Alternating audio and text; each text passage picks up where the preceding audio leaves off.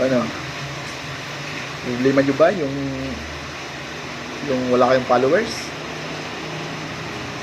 At wala nanonood sa mga views nyo?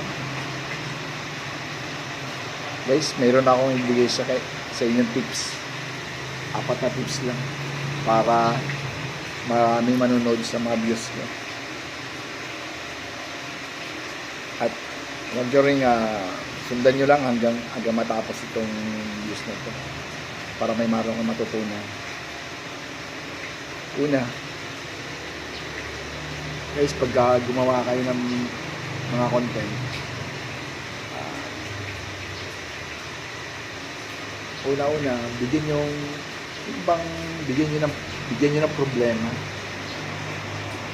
Mag-create kayo ng mga problema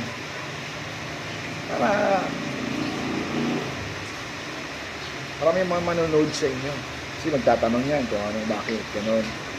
Pero guys, ang pangalawa, kailangan, yung sa problema na sinabi mo, kailangan, meron ka rin solusyon.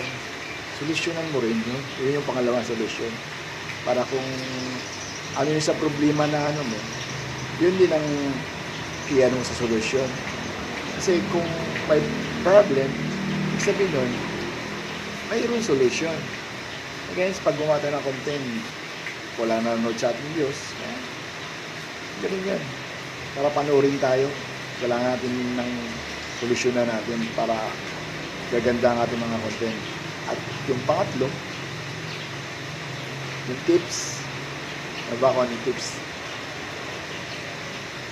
Yung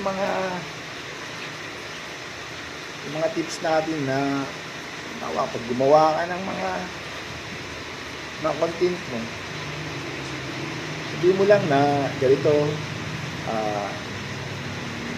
pag napanood nyo itong views na to at meron kayo matutunan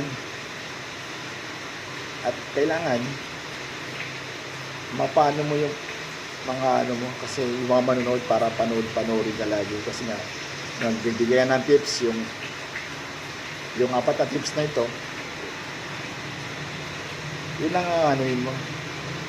At yung pang-4, kailangan marunong ka rin mag-advise, kasi yan doon na yung create ka ng problem, nag-create ka ng solution. Siyempre nag-create ka rin ng tip, binigyan mo sila ng tips. Itong pang-4, siyempre kailangan nag-advise ka rin sa mga nanonood.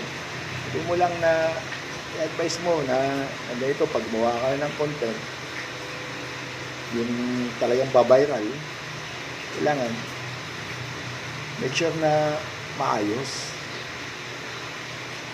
at yung talagang sa puso yung paggagawa, kasi ang tao manonood dyan, kaya lalo kapag meron siyang matutunan.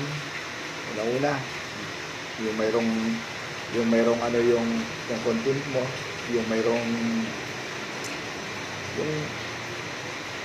merong advice na maganda at higit, siyempre yung meron talagang matutunan ang mga nanonood.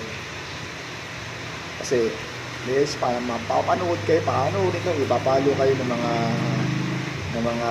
mga followers nyo, ng mga manonood kapag magandang content nyo. Yun lang yung 4 na tips na yan, sundan nyo lang yung kurado ko guys, dadami yung followers mo.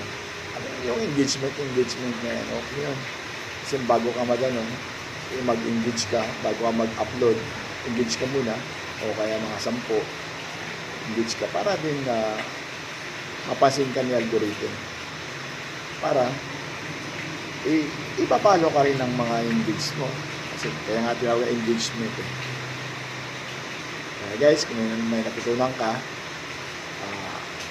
paki-like na lang, paki-follow na rin din, at paki-share para sa sunod na pag-upload ko, updated ka sa akin, at mag-comment ka rin dyan sa baba. Thank you guys.